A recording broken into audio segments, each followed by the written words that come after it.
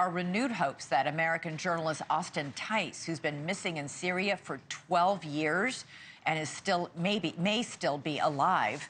Tice was abducted near Damascus at a checkpoint in 2012 while reporting on Syria's civil war.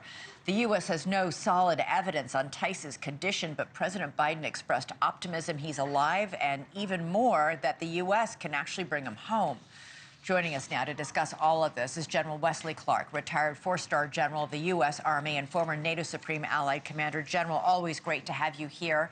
So this afternoon, the Syrian prime minister agreed to hand over power to the rebel group HTS.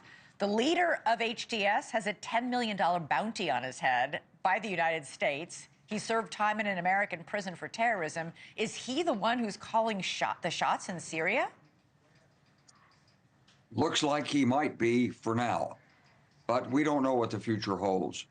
He says, Jolani says that he's changed his views. He was a young person, then he was angry. Now he's more mature. We know that Turkey's been working with him. We know that Turkey's had a lot of influence on this group. We know what Turkey's objectives are in the region. So maybe Turkey is the big winner out of this thing in terms of states. But the United States still has to be concerned about the terrorist threat. And it's not just ISIS. It's all the other groups, the groups that he was with before. So I'm glad we struck those ISIS targets. I hope we got them. I hope they didn't get early warning and leave their barracks and camps and run out into the desert and escape the strikes. But the point is that's not the only threat over there. There's 50,000 terrorists and family members and so forth interned in various places.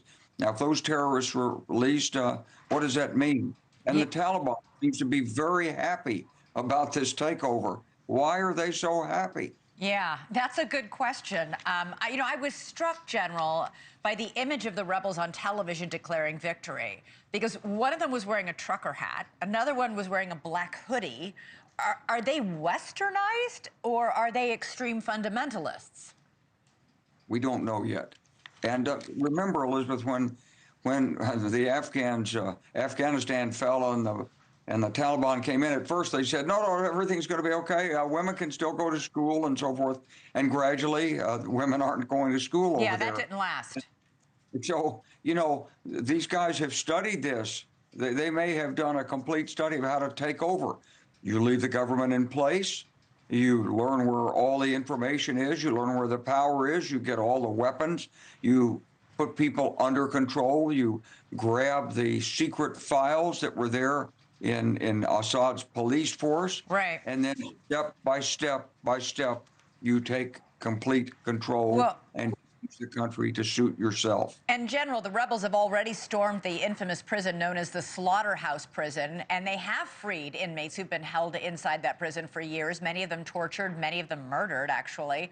Bashar Assad may have looked like a clean-cut banker, but this is a man who killed hundreds of thousands of people, maybe even millions. This is a man who gassed his own people. That's right. But there were a lot of bad guys besides Bashar Assad over there. He had a whole team of henchmen who did his work. Those people are all identified. They're either on the run or soon will be, or in hiding somewhere and hoping they're not going to be identified. And then there are the terrorists themselves who fought each other and used civilians.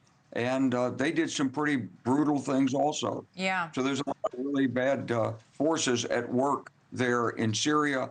This is not going to be a cakewalk. It's not going to be suddenly a new democracy in the Middle East. It's going to be a long, hard struggle to see what emerges. Yeah. And we're very smart, Elizabeth. We keep those troops there. President Trump wants to make America great again. This is an entirely new situation from when he tried to pull the troops out before. All right. I think he's going to look at this. I think he's going to realize I've got leverage here. I've got to deal with Erdogan, got to deal with the Iranians. Could help Israel. There's a lot of things we can do with those troops in that region. All right, General Wesley Clark, always fantastic to get your expertise. Thank you so much. Really appreciate it. Thanks so much for watching. Go to joinnn.com to find NewsNation on your television provider. And don't forget to click the red subscribe button below to get more of NewsNation's fact-driven, unbiased coverage.